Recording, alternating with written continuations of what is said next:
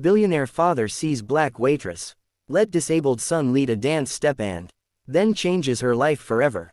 The silence that fell over Kingsley's, Manhattan's most exclusive restaurant, was so thick it seemed to have weight. Conversation ceased. Cutlery froze in midair and dozens of eyes fixed on the small space between the tables. 10-year-old Lucas Montgomery was visibly shaking. His legs, trapped in metal braces, wavered as he reached out to Diana Johnson, the restaurant's only black waitress. The live piano had just begun a soft melody, and the boys' impulse to ask someone to dance came without warning. "Sir, control your son." Manager Thornton's sharp voice cut through the silence. "That's inappropriate. This is not a dance hall. And our employees are not here to entertain children." Richard Montgomery, owner of Montgomery Investments and one of the richest men in the country, swallowed hard. It was the first time he had taken Lucas out to dinner in public since the accident that had partially paralyzed his legs 2 years earlier, a mistake he would not repeat. "Lucas, sit down." The order came low but firm.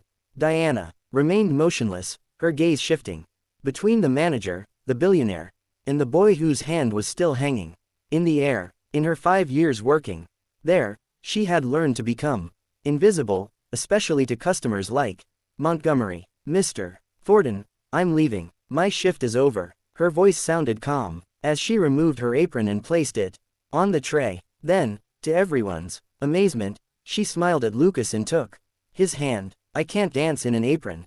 Richard stood up abruptly. "What do you think you're doing?" Diana held his gaze. "I'm accepting an invitation, sir."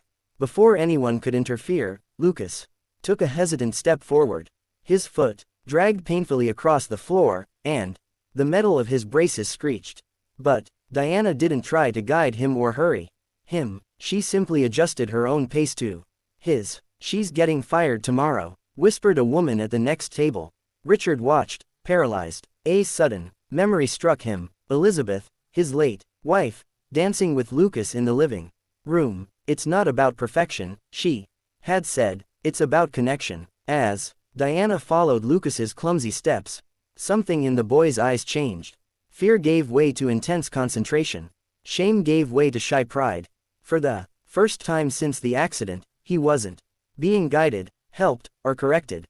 He was leading. "Mr. Montgomery," the manager's voice interrupted his thoughts. "I can assure you this will never happen again. She will be properly disciplined." Richard didn't respond. The entire restaurant seemed to wait for his reaction. After all, a man of his power could end anyone's career with a single word. Employees stopped what they were doing. Other customers watched with morbid curiosity. Lucas's smile, however, was the only sound that echoed in his mind. Diana led the boy back to the table after 3 dance steps. "Thank you for asking me out," she said, formally, as if speaking to an adult. "It was an honor." When she turned to leave, Richard stopped her. "Wait." His voice sounded different, almost unrecognizable to himself. "What's your full name?" "Diana Johnson, sir." Richard nodded slowly. "Diana Johnson," he repeated as if memorizing it. Then he took a card from inside his jacket and held it out to her. "My office, tomorrow, at 10 a.m. The entire restaurant held its breath. Diana accepted the card, without showing any emotion, but her hand trembled slightly. "Dad," Lucas called as she walked away. "Why did you do that?" The question hung in the air, like an accusation. Richard watched his son and for a brief moment saw not just the child Elizabeth had left in his care, but a complete human being whose wants and needs he had systematically ignored for 2 years. As dinner proceeded, in awkward silence, no one noticed Diana's glance before she left. Not out of fear or resignation, but out of a calm determination that contrasted with the storm brewing in Richard Montgomery's eyes. If this story about dignity and transformation is already touching your heart, don't forget to subscribe to the channel to follow how a simple gesture of respect can spark a silent revolution capable of transforming lives forever. The lobby of Montgomery Tower sparkled with its glass and marble walls, reflecting the morning sunlight. Diana Johnson immediately felt out of place in her best outfit, a navy Blue skirt and white blouse bought on sale. The people passing by her wore clothes that probably cost more than her monthly rent. Diana Johnson to see Mr. Montgomery, she said to the receptionist, who examined her with a clinical gaze before making a call. 18th floor, Miss Winters will see you. In the elevator, Diana took a deep breath, clutching her worn purse to her chest. It wasn't fear she felt. It was a quiet determination that came from having faced worse, much worse. Miss Winters was a woman in her 40s with a sharp gaze and impeccable posture. Mr. Montgomery is in a conference call. Please follow me. As she walked through the mirrored hallways, Diana felt the curious stares of the employees. A black woman being escorted through the executive offices was a rare enough occurrence to cause speculation. He had you fired, didn't he? Winters asked, suddenly when they were alone in a waiting room. It happens. Powerful clients call and people like you lose their jobs. People like me. You know what I mean. Winters adjusted her glasses. Employees who don't know their place. Diana smiled, not amused. And where exactly would that be? Before Winters could answer, her phone rang. He'll see you now. Richard Montgomery's office took up half the floor. Through the floor-to-ceiling windows, Manhattan looked like a distant playground. The man stood, gazing out at the city as if it were his personal property. Mr. Montgomery, Diana greeted him formally. Richard turned, his face a mask of studied control. Miss Johnson, thank you for coming. He pointed to a chair. Please. The silence that followed was calculated, a tactic Diana recognized immediately. It was the kind of silence designed to make nervous people talk too much, incriminate themselves. Do you have a background? Richard finally asked. Excuse me. Education, college. Diana kept her gaze steady. Bachelor's degree in child development from NYU. Incomplete master's degree in special education. Something flashed across Richard's face. Surprise, perhaps. And you work as a waitress? I work 3 jobs, actually. The restaurant, a bookstore on weekends, and as a tutor when I can get students. Richard moved to her table, picking up a folder. I did some research on you, Miss Johnson. I wanted to understand who the person was, who, he hesitated, danced with my son. He opened the folder, revealing printed photos of a community center. Freedom Steps. You founded that 6 years ago. Diana sat up straighter in her chair. I co-founded it with my sister Zoe, a dance program for children with physical disabilities. Richard leafed through some documents which is now about to close due to lack of funding. Diana showed no surprise. Of course, he would find all that out in less than 24 hours. I didn't come here to ask you for money, Mr. Montgomery. Then why did you come? Because you invited me. Richard laughed, softly, a joyless sound. Fair enough. He stood up again, restless. I want you to work for me. Diana blinked, genuinely taken aback. As a waitress in your house? Richard's face hardened. As a therapeutic companion for Lucas. His son's name seemed difficult for him to say. Diana noticed how his eyes momentarily drifted to a photo on the table, a smiling woman holding a baby. I have the best specialists in the country, Richard continued. Physical therapists, neurologists, psychologists. But what you did yesterday, he paused as if the words betrayed him. It was just a dance, Mr. Montgomery. It was the first time I've seen him smile since the accident. The admission was painful. I don't want a dancer for my son. I want someone who can do what you did. Follow, not lead. Diana studied the man in front of her. Beneath the facade of power and control, she saw what others might not. A desperate, lost father. I can pay you 5 times what you're making now. Diana stood up. No. Richard looked shocked, like someone unaccustomed to hearing that word. I don't work for people who see only my color or my social class before they see my competence, she explained calmly. And I definitely don't work for people who try to buy solutions to emotional problems. Richard's face flushed. You're turning down an offer that would solve your financial problems. Out of pride, out of dignity, Diana corrected. And because your son deserves more than someone hired to pretend to care. She walked to the door, then paused. Lucas doesn't need more experts. He needs space to lead his own life. You don't know my son. No, Diana agreed. But I know people like him. People whose physical limitations are nothing compared to the invisible cages we build around them. She took a card from her purse and placed it on the table.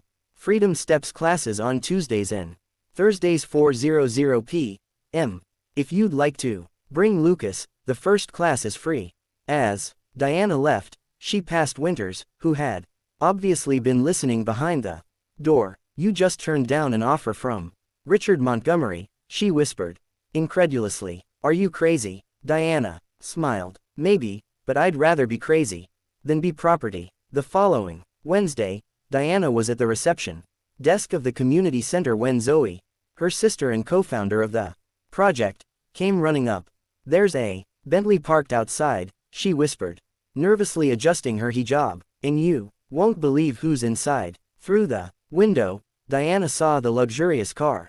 Lucas was in the back seat, looking anxiously out the window. Richard remained in the driver's seat, his hands still on the steering wheel as if fighting an internal battle. He's not coming in, Zoe predicted. Men like him don't come to places like this. Diana smiled, remembering Lucas's gaze during those brief moments of dancing. Don't underestimate the power of a determined son. As they watched, the car door opened. Lucas got out slowly, adjusting his gadgets. Then, to everyone's surprise, Richard got out, too. The billionaire looked out of place in his casual pants and sweater, an obvious attempt to dress less formally, but still screaming privilege. I told you he'd come, Diana murmured more to herself. Zoe stared at her. What did you do? Diana didn't answer, but her eyes sparkled with a secret that not even her sister fully knew.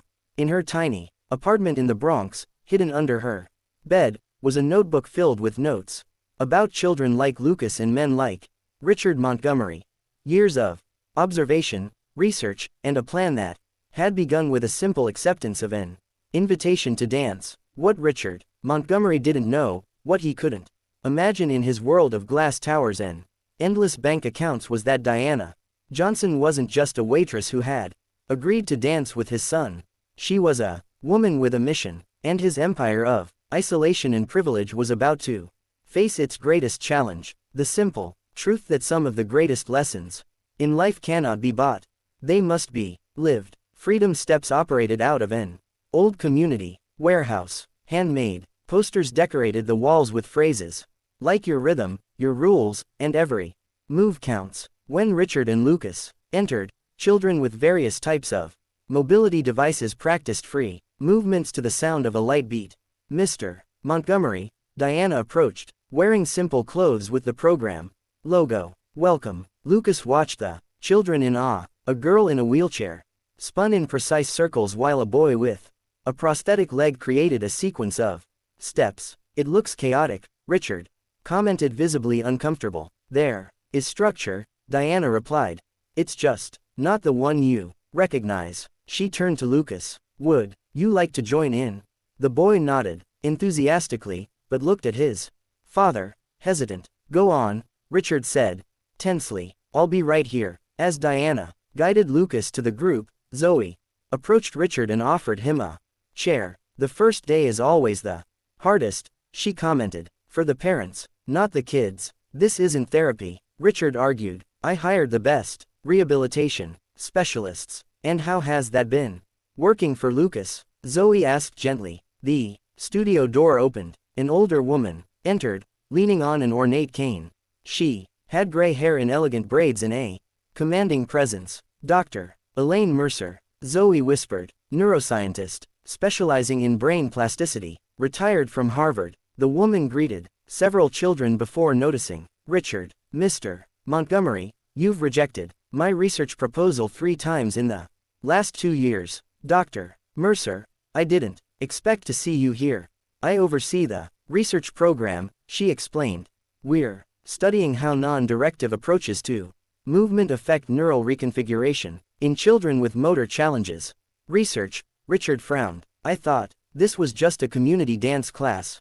Diana returned, leaving Lucas exploring movements with another child. Freedom Steps is a pilot motor rehabilitation program based on the theory of movement autonomy, she explained. We integrate adaptive dance with neuroscientific principles. Why do you work as a waitress if you lead a research program?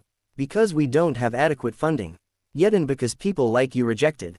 As 3 times. The penny dropped. You were Drive Mercer's assistant on the proposals. Co-author. Dr. Mercer. Corrected. Diana has an incomplete master's degree because she had to leave college to take care of her sister, but her theoretical work is groundbreaking. You knew who I was at the restaurant, Richard concluded. From the moment you walked in, Diana confirmed. And when Lucas got up to dance, I recognized the opportunity to show, not tell. Was it staged, the dance?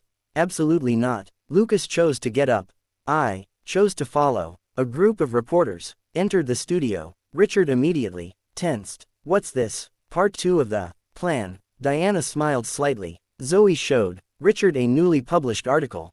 Revolutionary motor rehabilitation methodology shows promising results. We published our first results today, Drive Mercer explained. And we invited the press. You used my son for a public relations stunt. Richard's voice was pure ice. Diana led him into a side room where photos of dozens of children adorned the walls, each with handwritten progress statistics. On the last wall was an empty frame. What's that? He asked. Our future. The full rehabilitation center we could build if we had the resources.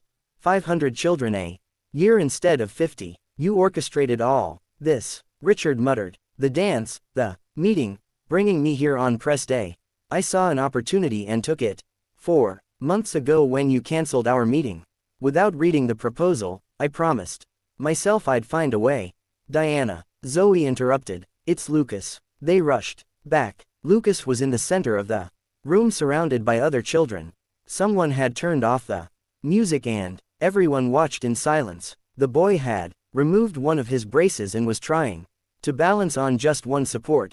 Lucas. Richard started forward, but Diana stopped him. Wait, she whispered. Watch. Lucas took a deep breath. Focused. Then to everyone's amazement, especially his father's, he took a complete step without full support. It was small, shaky, but entirely his. The children cheered. Camera flashes went off. Richard's face, usually composed and unreadable, was now exposed with unshed tears glistening in his eyes. That's why we created Freedom Steps. Diana said softly. It's not about perfect steps. It's about first steps on your own. Richard watched his son, not as a problem to be managed, but as a complete person discovering his own strength. This could have been done without manipulating me, he said. Finally, it could have been if you had answered our calls or read our proposals.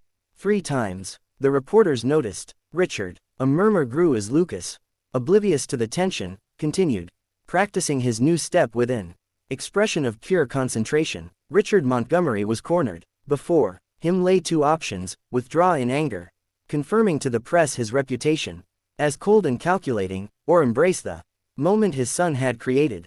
Between the power he had always wielded and the freedom his son needed, Richard found himself in unfamiliar territory, one where neither his money nor his influence defined the next step.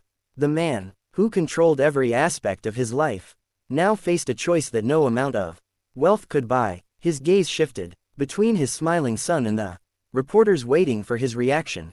Humility was not a virtue in his vocabulary, but as he saw the transformation on Lucas's face, something inside him began to break. The orchestra of power and privilege he was accustomed to now played a different tune, and he had to decide, would he continue conducting, or would he learn to follow? Richard Montgomery faced the reporters waiting for his reaction. His son had just taken a step on his own in front of the cameras, and Diana Johnson had skillfully led him to this impossible moment. Mr. Montgomery, a reporter approached. Could you comment on your presence at Freedom Steps today?